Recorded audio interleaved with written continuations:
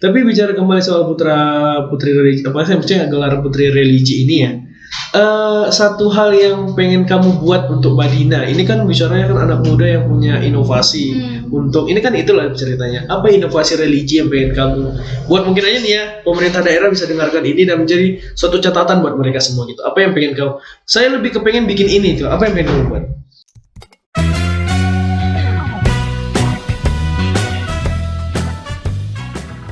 Halo semuanya, Assalamualaikum warahmatullahi wabarakatuh. Selamat pagi, siang, sore, dan malam buat teman-teman semua yang nonton video ini.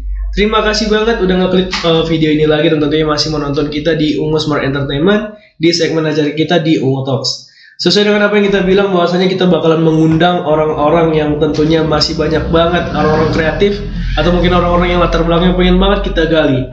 Salah satunya orang-orang yang ada di Putra Putri Madinah yang saat ini masih tadi tamu istimewa kita di podcast ini. Kita mengundang dari mereka semua, dari orang-orang yang memiliki bakat dan tentunya masih ingin banget kita ulik. Dan hari ini kita kedatangan salah satu putri religi Kabupaten Madinah Natal yang saat itu terpilih pada ajang pemilihan Putra Putri Kabupaten Madinah Natal, yaitu adalah Lisni. Halo Lisni. Halo. Sehat ya? Sehat, alhamdulillah. Iya. Tapi jauh-jauh dari lintas timur ke sini ya? Iya. Gak apa-apa tapi kan? Ya gak apa-apa. Tapi Lisni ini memang benar-benar apa maksudnya memang semangat banget ya pengen datang ke sini ya. Dari kemarin sebenarnya itu kita ada jadwal sama Lisni itu sebenarnya kemarin, cuman ada masalahnya adalah ternyata jadwalnya salah gitu ya. Yeah, I'm so sorry, I make a big mistake. I want to prepare that. Lisni SMA dari mana sih? Dari Man, Bang. Man Banyuwangi. Ya. Sekarang masih mana tuh gimana? Udah lulus, Bang. Baru udah lulus tahun ini. Tahun ini. Kemarin. Berarti masuk kuliah dong nih? Iya, baru. Udah masuk di mana? Iya. Masuk di Politeknik Negeri Jakarta, Bang. Oh, PNJ. Iya. Wah, PNJ. gila, jurusan apa? Jurusan Keuangan Perbankan, Bang. Wah, gila sih, keren. Kenapa memang suka hitung-hitungan atau gimana? Memang hitung-hitungan kuat ya? Iya, hitung-hitungan suka. Terus suka bahasa Inggris juga.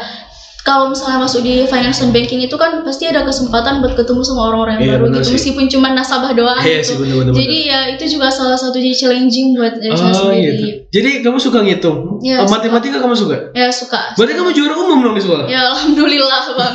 Wah, juara berapa? Juara 1 umum Bang dari selama 3 tahun. Jadi salah satu dari SMP juara juga? Ya waktu SMP juga juara 1 kelas selama 3 tahun, terus 2 kali juara 1 umum. Wah gila, keren banget. Pantes sih keterima di PNJ sih. Waktu masuk PNJ itu memang benar-benar kepengen di situ atau mungkin ada pilihan jurusan lain? Maksudnya itu kan ada tuh opsi 1, opsi 2. Opsi 1 kamu memang ini? Ya opsi 1 memang itu Bang. Karena opsi 2 kamu? Opsi 2 itu kemarin ke USU, jurusan matematika. Jurusan matematika? Ya, memang kamu tuh memang hitung-hitungan tuh jadi teman gitu ya? Awalnya sih waktu kecil sebenarnya enggak. Sebenarnya waktu kecil itu sukanya bahasa Inggris doang kan. Cuman makin itu umurnya makin bertambah, terus waktu di SMA itu benar-benar kayak guru matematika yang saya suka. Jadi kan kalau suka lebih semangat gitu kan belajarnya. Ngerti. Iya.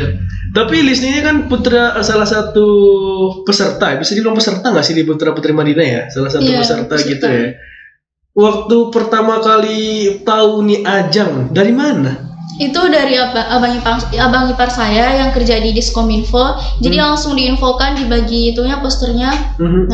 Jadi kan dikirim nih Lis nih ada lomba ini gitu. Coba diikutin gitu. Kamu pertama ragu nggak?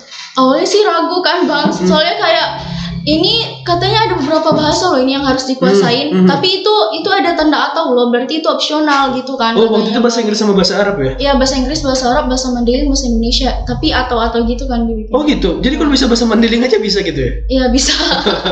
Tapi kita nggak bahas tentang itu ya. Tapi kita ngebahas ininya deh. Jadi kan Lisni ini tuh adalah salah satu putri religi. Jadi tuh waktu aku masih mengulik-ngulik tentang Putra-Putri Madinah karena bakalan banyak yang diundang ke sini, aku nggak sengaja ketemu sama satu channel putri religi gitu.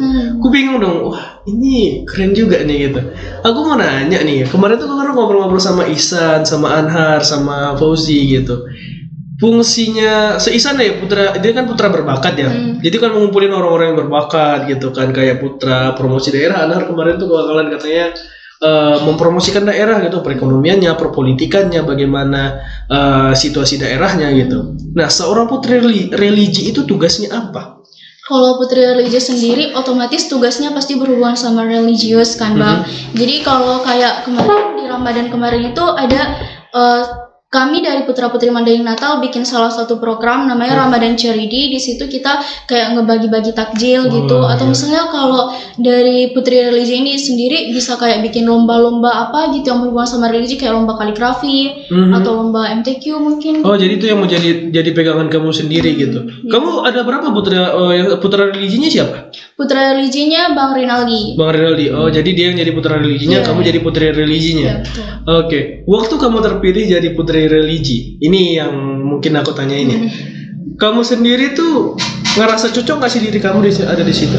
At first, I'm feeling so grateful when I'm as the religion in Putri Mandailing Natal. My first feeling is I'm so grateful for this, and maybe this is just the best path for me. Oke. Jadi itu memang pas buat kamu, menurut kamu. Yes. Jadi kamu ngerasa memang ini adalah hal yang tepat karena pilihan Dewan Juri buat kamu gitu. Berarti selama kamu jadi putri religi itu berat gak sih megang tanggung jawab sebagai seorang putri religi itu?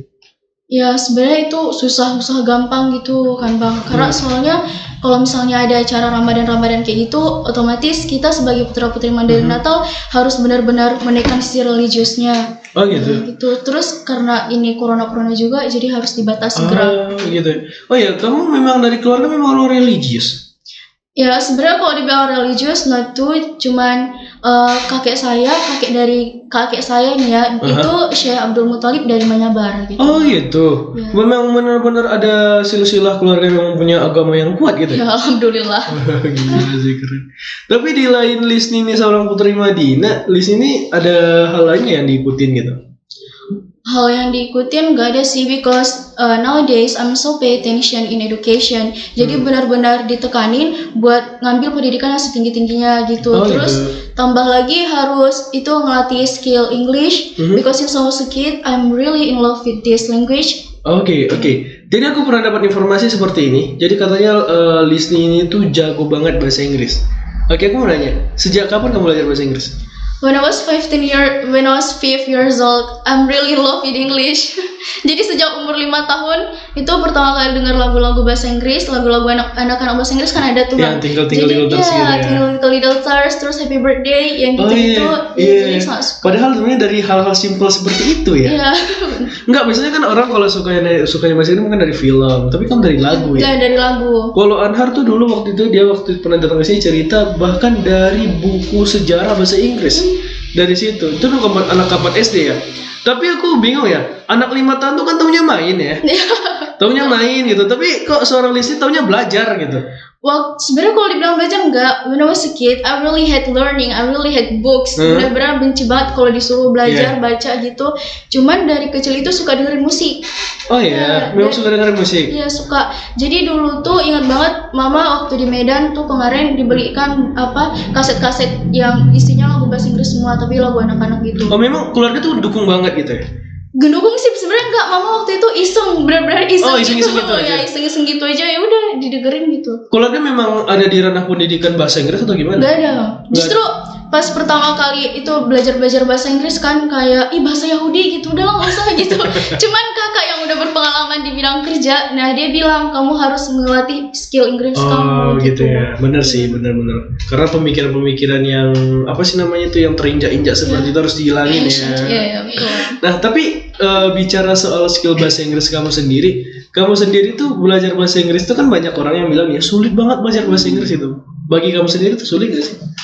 Sebenarnya pertama hal yang bikin sulit itu willpower-nya. Jadi kayak ningkatin willpower kamu itu yang susah. Karena when you learn a new language, you really need to improve your patience gitu. Jadi benar-benar harus sabar.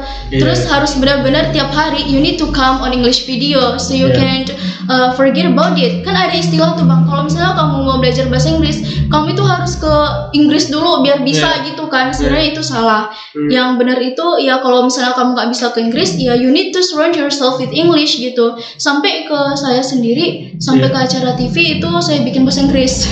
Acara TV? Iya, serius? Kamu setelah bahasa Inggris memang sengaja? Iya, makanya kan ada tuh Bang satu channel di situ memang dia ngomongin bahasa Inggris semua tuh. Memang. Jadi ya udah saya sering dengerin itu gitu. Oh, berarti kamu tuh tipikal orang yang kalau ke ATM tuh salah pencet bahasa nggak ngulangin gitu ya? Iya. Kan biasanya tuh kan ada orang yang kalau misalnya ke ATM terus kepencet bahasa Inggris tuh ngulangin gitu, takut salah transfer gitu kan. Berarti kamu tipikalnya kayak gitu ya, memang suka bahasa Inggris ya. Hobi kamu hobi apa? Hobinya reading. Reading, membaca. Reading. Baca apa? Novel, komik? No, I'd rather self improvement books. Jadi benar-benar buku yang nge-improve insight. Benar-benar kayak sejarah gitu ya? Ya sejarah, terus kalau enggak tentang apa ya? Tentang geografi saya suka. Berarti kamu suka politik juga? Suka, cuman nggak terlalu bisa. Iya ngerti. Berarti kamu memang orang yang memang benar-benar lebih pengen belajar gitu ya, lebih tepatnya. Oke, tapi di lain itu maksudnya kamu tuh kan apa ya? Maksudnya kamu tuh memang orang yang di Instagram punya konten, di YouTube ada konten gak sih? Nggak ada sebenarnya bang. Kenapa enggak gitu? Karena emang benar-benar pay attention banget ke pendidikan. Jadi waktu dari SMA juga udah sibuk ikutin les ini, ikutin les itu, sampai sekarang udah lulus juga harus ikut les gitu. Oke, ini sedikit hal yang mau aku tanya ini. Seorang Lisni ini kan yang sering banget ya. Sebagian orang tuh kan tidak mau terlalu ditekan soal pelajaran, tidak mau ikut les segala macam. Itu bagi mereka tuh kapan waktu luang saya sama teman-teman saya gitu.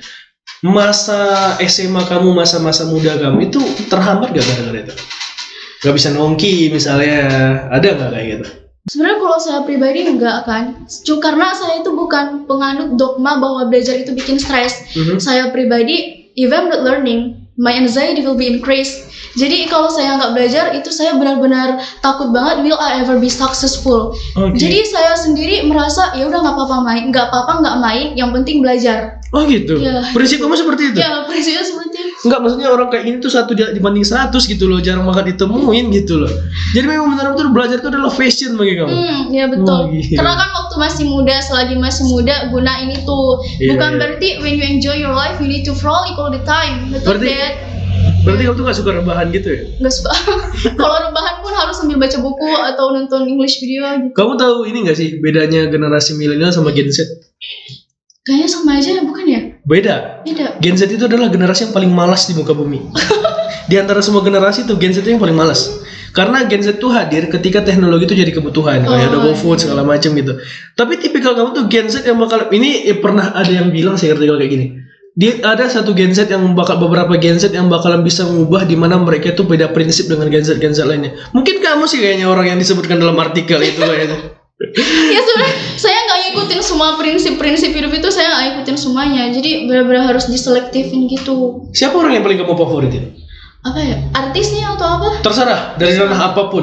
Yang paling kamu favoritin. Jadi alasan saya suka Michelle Obama itu karena dia berani nge-embrace uniqueness-nya. Jadi dia nggak benar-benar ngikuti beauty culture yang benar-benar lagi hype-hype-nya sekarang kayak beauty culture dari Korea. Itu kan benar-benar terlalu strict. Jadi tendensinya itu kita nggak mensyukuri apa yang udah dikasih Tuhan.